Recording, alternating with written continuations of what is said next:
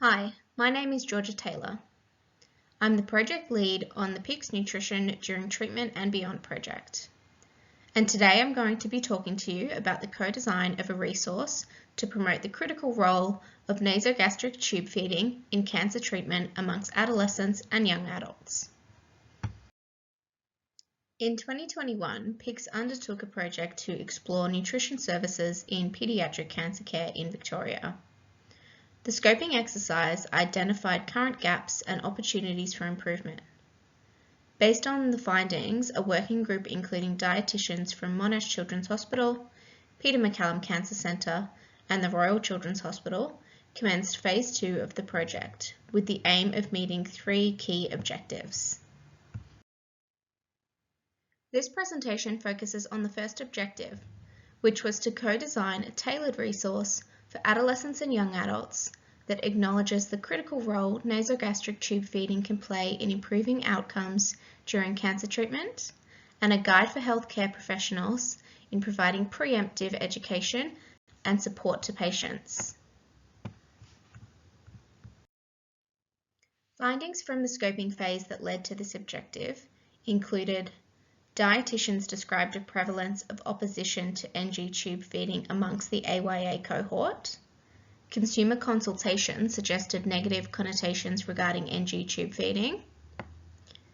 And currently, there is a lack of developmentally appropriate information for AYA regarding NG tube feeding in Victoria. So what did we do? To guide resource development, the working group engaged AYA cancer survivors from the Victorian and Tasmanian Youth Cancer Action Board, an advocates group.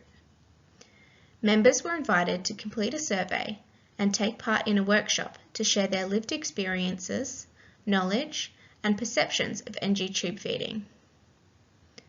Healthcare professionals from Victorian Cancer Services providing AYA care were invited to complete a survey regarding their understanding of NG tube feeding and their confidence supporting patients.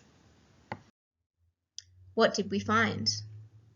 The AYA survey and workshop revealed 6 key themes based on experiences with NG tube feeding, including unmet information needs and misassumptions, fear and distress regarding the insertion procedure, vomiting and the need for reinsertion, appearance concerns, impact on day-to-day life, impaired mental health, and change of perceptions and appreciation at the completion of treatment.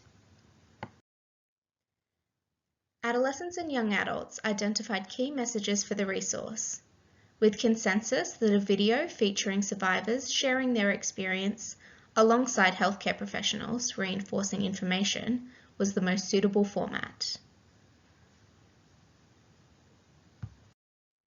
Healthcare professionals reported confidence in their knowledge of NG tube feeding and its rationale, but less so in describing practical needs. For example, when to initiate discussions, how to support AYA concerns, or seeking more information. What did we do with these results? Findings from the engagement work revealed that AYA need to be appropriately supported by their care team with timely education, pain management, acknowledgement of their concerns, and psychosocial support. To develop the video, the working group invited YCAB and YCA members to speak to camera about their experiences. 4 young people volunteered their time to share their story. The volunteers were involved in the development of the questions they would be asked during filming and provided feedback regarding the information that would be delivered by dietitians. After filming and editing of the video, all members of YCAB and YCA, along with the key clinical stakeholders, were asked to provide feedback on the draft version. The Fueling the Future, a guide to nasogastric tube feeding video, launched across Victorian healthcare services providing AYA cancer care in July 2023, alongside the supporting healthcare professional guide. In 2024, a formal evaluation will be completed to determine the impact of the video on AYA knowledge and perceptions of NG tube feeding. I will now play a short clip from the video. The full version is available to watch on the PICS YouTube account via the QR code on the screen.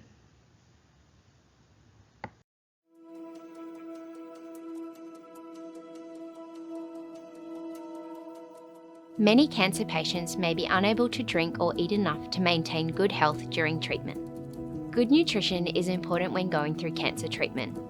Being well nourished helps you feel better, promotes treatment tolerance, and improves the overall healing process. The pressure to eat and drink enough and manage different medications during treatment can be stressful and emotionally draining for some patients. Not feeling hungry and feeling nauseous after chemotherapy and radiation can contribute to poor nutrition. I am really grateful for tube feeding. Nutrition is really important because it helps strengthen our body, both physically and emotionally, but also assisting you in the recovery as well. I have to say the benefits do outweigh that feeling of being uncomfortable. It was an absolute lifesaver. Following the launch of the video, I caught up with Claire, who features in the resource, to talk about her experience being involved in the project and her experiences as a consumer advocate. Here is what Claire had to say. What is the best part about being involved in projects as a consumer advocate?